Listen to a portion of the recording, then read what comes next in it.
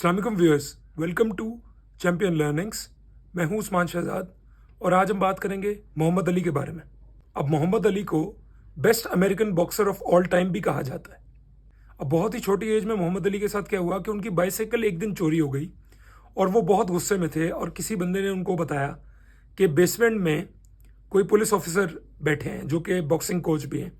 तो मोहम्मद अली उनके पास गए। मोहम्मद अली ने उनको कहा कि मैं लड़ना चाहता हूँ उस इंसान के साथ। तो उन्होंने ये सजेस्ट किया कि पहले तुम बॉक्सिंग सीखो, और वहाँ से मोहम्मद अली की एक्चुअल जर्नी स्टार्ट हुई बॉक्सिंग सीखने की। और मोहम्मद अली की बेसिकली ये एम्बिशन थी कि वो दुनिया के चैंपियन बनना चाहते थे बॉक्सिंग की फील्ड में। उन्होंने अपनी ज़िंदगी में 61 फाइट्स लड़ी और उसमें से 56 फाइट्स जीती, यानी सिर्फ 5 फाइट्स वो हारे। 90% प्लस फाइट्स वो जीते अपनी ज़िंदगी में। अब मोहम्मद अली अपने टाइम पे इंटरव्यूज़ भी बहुत करते थे, तो एज ए स्पीकर वो बहुत ही ज़्यादा कॉन्फिडेंट थे और बहुत विटी थे। हर बार हंसाते रहते थे, ना सिर्फ उनके बोलने में बल्कि उनकी बॉडी लैंग्वेज में भी एक अलग ही लेवल का कॉन्फिडेंस था। अब मोहम्मद अली के पास अपनी गाड़ी तो थी नहीं, तो वो लोगों से लिफ्ट ले लेके गाड़ियों पे जाते थे, और कई बार जब उनको लिफ्ट नहीं मिलती थी तो वो भागते हुए जाते थे जिम अपना वर्कआउट करने के लिए। अब उनके हिसाब से बेसिकली जो एक चैंपियन होता है वो आखिरी मिनट पे शाइन करता है। उसका स्टेट ऑफ माइंड ही ऐसा होता है कि वो लास्ट मिनट पे शाइन करता है। जैसे फॉर एग्जांपल अगर आपको एग्जांपल दूं तो जैसे कार रेसिंग है, तो कार रेसिंग में कई बारी कुछ मिली सेकेंड्स का फर्क होता है। तो ये चीज़ बेसिकली शो करती है कि लास्ट सेकेंड्स में जो आगे निकल जाता है वो विनर होता है। और अली के हिसाब से जो लास्ट मिनट पे शाइन होना होता है उसके लिए आपको फिजिकल स्ट्रेंथ नहीं चाहिए बल्कि मेंटल स्ट्रेंथ चाहिए। अगर आप मेंटली स्ट्रांग हो तो लास्ट मिनट पे आप जीत लोगे, क्योंकि मोस्ट ऑफ द टाइम्स तो बॉक्सिंग रिंग में ये होता है कि लास्ट मिनट में फिजिकल स्ट्रेंथ बिल्कुल खत्म हो चुकी होती है, स्टेमिना बिल्कुल एंड हो चुका होता है बॉक्सर्स का। तो उस टाइम पे आपका माइंड ही आपको बचा सकता है। अब अली के हिसाब से जो विल होती है वो कई बार स्किल को हरा देती है। यानी कि अगर कोई बॉक्सर है जो कि डेडिकेटेड है, कमिटेड है, कंसिस्टेंट है, तो वो एक टैलेंटेड बॉक्सर को भी हरा देगा।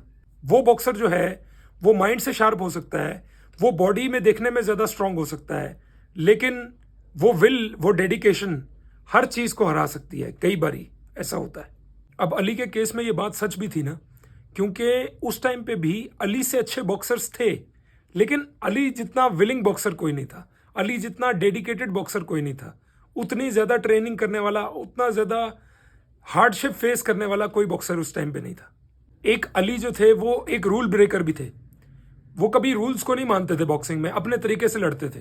अब ऐसा नहीं है कि वो बॉक्सिंग के रूल्स तोड़ते थे, लेकिन वो अपने तरीके से लड़ते थे। जिस तरह नॉर्मल बॉक्सर्स लड़ते थे उससे ज़रा डिफरेंट था उनका स्टाइल। अब बॉक्सिंग रिंग में वो बहुत ही ज़्यादा फास्ट थे और ये उनके लिए एक बहुत बड़ा एडवांटेज था। उनका जो फुटवर्क था वो भी बहुत कमाल था, बल्कि उनका कोट भी है इस चीज़ पे, I float like a butterfly and sting like a bee. Float like a butterfly का मतलब कि वो रिंग में इधर उधर घूमते रहते थे, और स्टिंग लाइक अ बी का मतलब कि जो भी पंच वो मारते थे वो बड़ी ज़ोर से लगता था ओपोनेंट को। कई बारी जो है वो बहुत ही डिफेंसिव होके खेलते थे और वो चाहते थे कि ओपोनेंट्स जो हैं वो अपनी बेस्ट अटैकिंग गेम खेले, और वो बीच बीच में उनको टॉन्ट भी करते रहते थे। और वो चाहते थे कि वो पूरी तरह से फिजिकली और इमोशनली थक जाएं और फिर वो अटैक करते थे। अब एंड तक जो ओपोनेंट्स थे वो ड्रेन हो चुके होते थे पूरी तरह से, तो अली जब मारते थे पंचेस तो उनके पंचेस बड़ी इफेक्टिवली लगते थे उनको, और वो जीत जाते थे ज़्यादातर गेम। अली का ये गोल होता था कि वो अपने ओपोनेंट्स को इमोशनल करें और वो गुस्से में आए और गलती करें, और उसी गलती का अली जो है वो फिर भरपूर तरीके से फ़ायदा उठाते थे। क्योंकि गुस्से में क्या होता है, आपकी रैशनल डिसीजन मेकिंग नहीं हो रही होती बल्कि इरेशनल हो जाती है आपकी डिसीजन मेकिंग। तो उस पर वो फिर कैपिटलाइज कर देते थे पूरी तरह से। उनकी जो ट्रेनिंग रूटीन थी वो बहुत ही ज़्यादा डिफ़िकल्ट और टफ थी, और इवन बल्कि वो दरख्त भी काटते थे अपनी रूटीन में। और वाकई दरख्त काटने से आपका स्टेमिना भी बढ़ता है और आपके अंदर स्ट्रेंथ डेवलप होती है।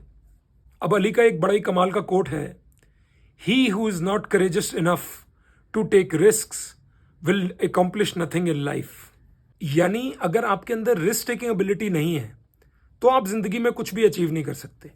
अगर एंटरप्रेन्योरशिप की एग्जांपल ले ली जाए तो एंटरप्रेन्योर्स हैं, वो रिस्क करते हैं अपना टाइम, अपनी इन्वेस्टमेंट, पैसा, हर चीज़। तो ही वो कुछ ना कुछ बनते हैं आगे जाके। अगर आप विदाउट इन्वेस्टमेंट भी कोई बिजनेस स्टार्ट कर रहे हो, आप कह रहे हो कि मैं बहुत ही कम इन्वेस्टमेंट से कर रहा हूं, तब भी आप टाइम तो इन्वेस्ट कर रहे हो ना, तो वो भी आप टाइम का तो रिस्क ले रहे हो। तो किसी ना किसी लेवल पे आपको रिस्क लेना ही पड़ता है कुछ भी अचीव करने के लिए जिंदगी में। अब अली का क्या था कि उनको ट्रेनिंग बिल्कुल भी पसंद नहीं थी, उनको नफरत थी ट्रेनिंग से, लेकिन वो फिर भी उस दर्द को सहते रहते थे और वो गिव अप नहीं करते थे, क्योंकि उनको पता था कि यही वो चीज़ है जो कि उनको चैंपियन बनवाएगी। और वैसे भी किसी भी स्पोर्ट्स में ट्रेनिंग जो है वो सबसे ज़्यादा इंपॉर्टेंट होती है। अगर आप सही तरह ट्रेन नहीं करते हो तो आप एफिशिएंट नहीं हो सकते उस स्पोर्ट में और आप ग्रो नहीं कर सकते उसमें। अगर आपको फील्ड पे रिजल्ट्स चाहिए तो आपको ट्रेनिंग में बहुत ज़्यादा सेक्रीफाइस करना ही पड़ता है। अब अली की ट्रेनिंग में भी ऐसा ही था, वो कभी भी अपने सिटअप्स को काउंट नहीं करते थे। वो तभी काउंट करना स्टार्ट करते थे जब उनको दर्द होनी शुरू होती थी, क्योंकि उनका मानना था कि that's when it really counts. Sit-ups जब आप करते हो तो वो काउंट ही तब करते हैं जब आपको दर्द स्टार्ट होती है। जैसे बॉडी बिल्डिंग में भी ये बात कही जाती है कि जो लास्ट रेप्स हैं वो सबसे ज़्यादा चेंज करते हैं आपकी बॉडी को। और एक बहुत बड़ा एट्रीब्यूट मोहम्मद अली का ये था कि वो कभी भी गिव अप नहीं करते थे, चाहे रिंग में उनको मार पड़ रही हो, चाहे पंचेस पड़ रहे हो, जो भी हो रहा हो उनके साथ, वो कभी भी गिव अप नहीं करते थे और टॉन्ट करते रहते थे कंटिन्यूसली अपने ओपोनेंट को। और उनका ये बिलीफ था कि वो जीतेंगे ही जीतेंगे। अब मोहम्मद अली का क्या था कि वो थे तो एथलीट, लेकिन वो एक रैपर भी थे, क्योंकि वो पोएटिक थे, पोएम्स वगैरह भी लिखते थे बहुत ही अच्छी, जो कि मासेस के साथ बड़ी कनेक्ट करती थी। अब मोहम्मद अली के अकॉर्डिंग अगर आपका जो व्यू ऑफ लाइफ है वो 50 साल की उम्र में भी ऐसा ही है जैसा कि 20 साल की एज में था, तो आपने 30 साल जिंदगी के खराब कर दिए। इसका मतलब यह है कि बेसिकली इंसान को ग्रो होना चाहिए।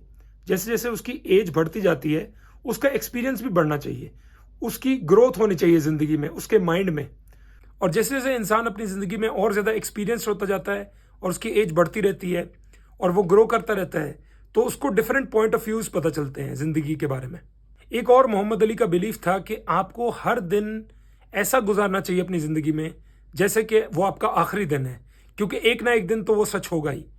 क्योंकि डेथ जो है वो बहुत बड़ी रियलिटी है ज़िंदगी की, जिससे आप एस्केप नहीं कर सकते। ज़िंदगी में आपको वही करना चाहिए जो कि आपका इंटरेस्ट हो, और वो हर दिन करना चाहिए, तो आप हमेशा खुश रहोगे। और ये चीज़ आप बड़े बड़े आर्टिस्ट को देख सकते हैं करते हुए।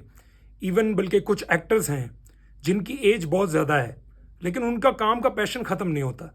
वो कहते हैं हम काम करते रहना चाहते हैं मरते दम तक, क्योंकि आपका जो काम है ना वो एक ऐसी चीज़ है जो कि आपको मरने के बाद भी ज़िंदा रख सकती है। और ये चीज़ खुद मोहम्मद अली ने भी इम्प्लीमेंट की, और यही वजह है कि आज तक मोहम्मद अली को भी याद रखा जाता है। तो व्यूअर्स, आई होप इस वीडियो से आपको कुछ ना कुछ सीखने को मिला होगा। अगर वाकई सीखने को मिला हो तो प्लीज़ वीडियो को लाइक करें, शेयर करें और चैनल को ज़रूर सब्सक्राइब करें। Thank you so much for watching. अल्लाह हाफिज़।